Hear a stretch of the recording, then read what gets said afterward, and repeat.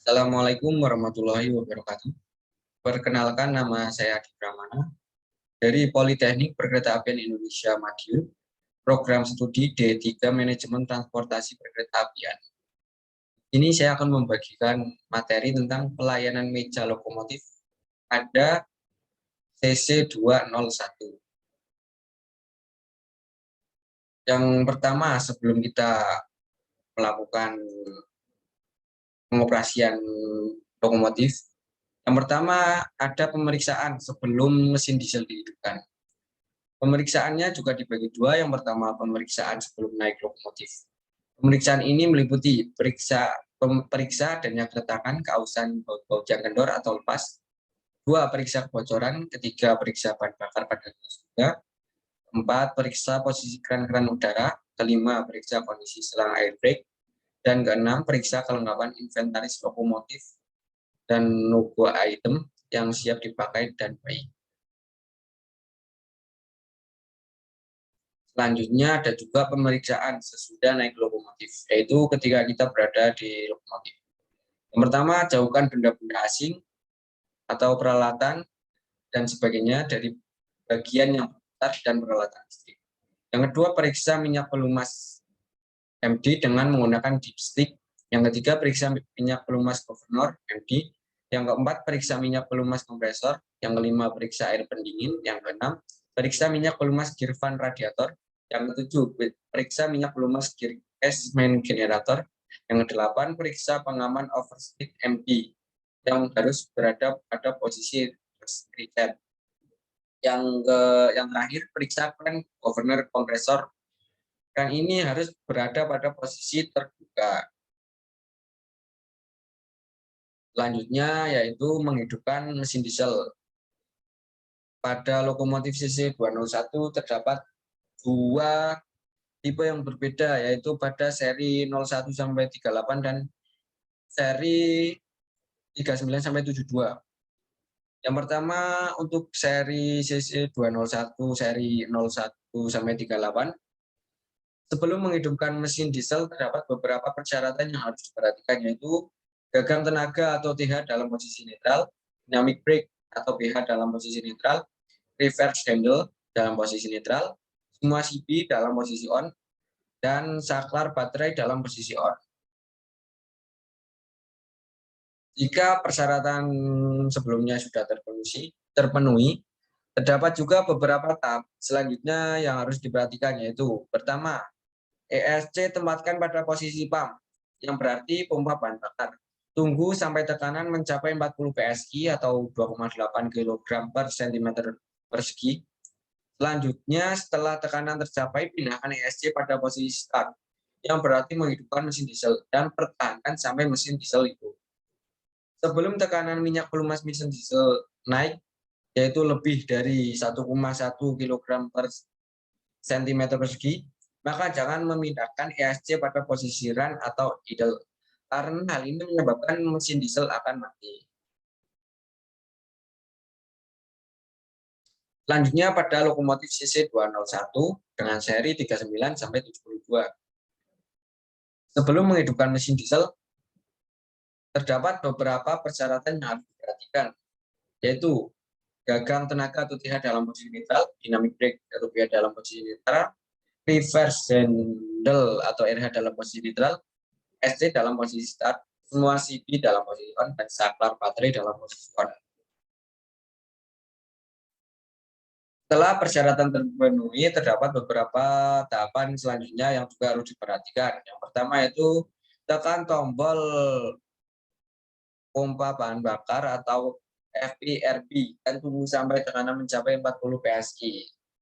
Selanjutnya, setelah tekanan bahan bakar tercapai, tekan tombol hidupkan mesin atau ST sampai mesin diesel hidup. Yang terakhir, sebelum tekanan minyak pelumas diesel naik mencapai atau lebih 1,1 kg per cm persegi, maka jangan memindahkan ISC ke posisi run atau idle, karena hal tersebut dapat menyebabkan mesin diesel akan mati. Selanjutnya ada penggunaan deadman pedal. Deadman pedal sendiri terletak pada kabin masinis. Bentuknya berupa pedal yang dapat diinjak oleh masinis selama perjalanan kereta api pada waktu tertentu. Lokomotif akan berhenti apabila masinis melepas tindakannya secara teratur. Tenun pedal merupakan alat yang berfungsi sebagai kesiagaan atau peringatan pada masinis dalam mengoperasikan lokomotif yang sistem kerjanya berhubungan dengan pengaktifan pengereman. Tenun pedal sendiri terdapat dua jenis, yaitu yang pertama tenun pedal yang harus diinjak secara terus-menerus, yang kedua tenun pedal yang harus selalu diinjak dan dilepas. Diinjak maksimal 50 detik dan dilepas maksimal 5 detik.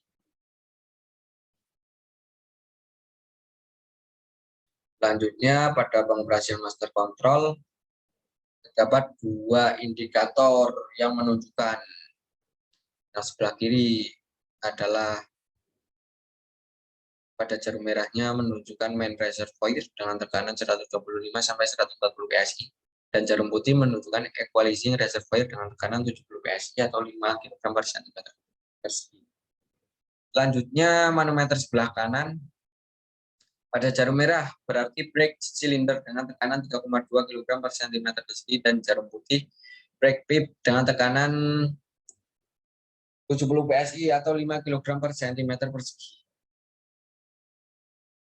Selanjutnya untuk pengoperasian automatic brake valve, yaitu pengereman yang bekerja secara otomatis untuk merilis atau mengerem lokomotif melalui lokomotifnya sendiri beserta rangkaian kereta api, kereta atau gong. Pengereman otomatis atau automatic brake mempunyai beberapa posisi atau kuadran. Yang pertama ada posisi rilis, yaitu posisi digunakan untuk pengisian peralatan pengereman atau untuk melepas proses pengereman. Yang kedua ada posisi minimum reduction, yaitu terletak sebelah kanan dari posisi rilis.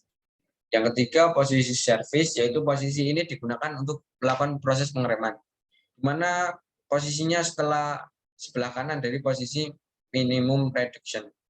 Yang keempat ada posisi suppression, yaitu posisi untuk mereset atau meneralkan apabila terjadi PC open, lampu keamanan menyala, supaya brake pip normal kembali menjadi 70 PSI. Yang kelima ada handle off, yaitu posisi lepas gagang, yang berarti pindah meja pelayanan. Yang keenam ada emergency brake, yaitu posisi rem cepat pada saat pengereman darurat. Posisi ini dapat digunakan untuk mereset bila terjadi PC open. Selanjutnya pengoperasian cut off pilot valve berfungsi sebagai double heading hook, yaitu pada posisi in. Posisi ini pada lokomotif lainnya dapat dirubah menjadi posisi passengers dan posisi FRT freight sama dengan barang, yaitu posisi pada saat automatic brake valve dilayani. Out yaitu posisi pada saat automatic brake valve tidak dilayani atau pada saat multiple unit sebagai lokomotif pengikut rangkaian. Selanjutnya ada independent brake. Independent brake adalah sistem pengereman yang bekerja atau berfungsi hanya untuk merilis atau mengerem lokomotifnya sendiri. Sistem pengereman ini mempunyai dua posisi atau kuadran, yang pertama posisi rilis dan kedua posisi application. Yang berarti pada rilis yaitu posisi pelepasan rem dan pada application yaitu proses pengereman. Selanjutnya ada reverse handle. Reverse handle atau RH digunakan untuk mengendalikan arah lajunya lokomotif, yaitu maju atau mundur. Posisinya terdapat tiga, yaitu posisi maju, netral, atau mundur. Yang ketiga ada dynamic brake handle. Dynamic brake handle atau BH atau gagang rem dinamis digunakan untuk mengendalikan pengereman yang bekerja secara elektrik, mempunyai posisi off dan setup B, di mana tentang pengendalian mulai dari kedudukan B1 hingga B8 full dengan gerakan bebas tanpa notching atau pembatasan tahapan. Mechanical interlocking atau mekanik saling mengunci di antara satu gagang dengan gagang lainnya, mencegah gagang rem dinamis dapat digerakkan di luar kendali kedudukan di luar off, kecuali gagang TH atau idle dan RH maju atau mundur. Selanjutnya ada throttle handle. Throttle handle atau TH atau gagang tenaga digunakan untuk mengendalikan putaran mesin diesel saat beban kosong atau untuk mengendalikan tenaga dan putaran mesin saat lokomotif bertenaga. Throttle handle atau TH dapat digunakan pada saat di bahan kosong atau gagang PH dalam posisi idle atau RH dalam posisi netral. Lokomotif bertenaga yaitu maju atau mundur. Gagang PH berada posisi idle dan RH berada pada posisi maju atau mundur. Selanjutnya ada lampu indikator atau control stand. Yang pertama ada lampu indikator pada roda slip atau well slip. Pengaman ini akan bekerja apabila roda lokomotif mengalami slip. Kedua ada lampu indikator pengawas keamanan. Pengamanan ini akan bekerja apabila lokomotif mengalami PVC open. Selanjutnya pada bagian akhir yaitu mematikan mesin diesel. Setelah kita selesai menggunakan lokomotif, menjalankan dinas, dan ingin mematikannya, ada beberapa tahapan sebelum mesin diesel dimatikan. Yang pertama yaitu kita meletakkan gagang tenaga pada posisi netral dan tunggu putaran mesin diesel sampai posisi idle. Yang kedua, tunggu kompresor sampai bekerja, yaitu cut out. Yang ketiga, putar atau tekan tombol matikan mesin diesel. Dan setelah mesin diesel mati, belum kita meninggalkan lokomotif, juga terdapat beberapa tahapan yang harus diperhatikan. Yang pertama yaitu kerjakan rem tangan, yang kedua letakkan gagang tenaga pada posisi netral, yang ketiga letakkan gagang kembali ke arah pada posisi netral, dan keempat, posisikan semua pemutus arus atau circuit breaker atau CB pada posisi off.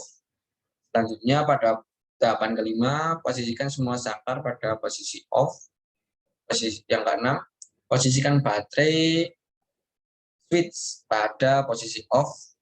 Dan yang terakhir, tutup semua jendela dan kunci pintu lokomotif agar tidak ada yang bisa masuk, kecuali masinis pengganti atau masinis selanjutnya yang akan berdinas. Terima kasih, sekian materi tentang kerja pelayanan lokomotif CC 201 dari saya. Wassalamualaikum warahmatullahi wabarakatuh.